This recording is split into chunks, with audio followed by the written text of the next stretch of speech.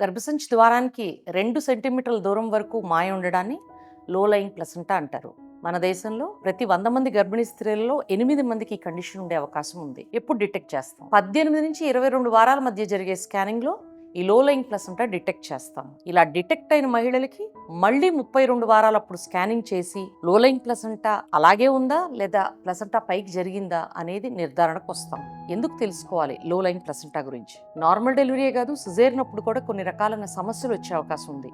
అందుకని ఈ లో లయింగ్ ప్లసెంటా ఉన్న వాళ్ళకి ప్రత్యేకంగా బర్త్ ప్లాన్ లో మెన్షన్ చేసి దానికి తగ్గ జాగ్రత్తలు తీసుకోవడం జరుగుతుంది. ప్లసెంటల్ మైగ్రేషన్ అంటే ఏంటి? యాక్చువల్ గా బేబీ పెరిగేటప్పుడు గర్భసంచి పెరిగి ప్లసెంటల్ పొజిషన్ పైకి జరుగుతుంది, అంతేగాని అతుక్కున్న ప్లసెంటా పైకి జరగటం అనేది జరగదు. ఫైనలీ 70% మంది మహిళల్లో లో లయింగ్ ప్లసెంటా పైకి జరుగుతుంది. జరిగిందా లేదా కన్ఫర్మ్ చేయడానికి 32 వారాలప్పుడు స్కానింగ్ అవసరం. ప్లసెంటా పైకి జరగటానికి ఎక్సర్సైజెస్ ఏమీ ఉండవు. Thank you.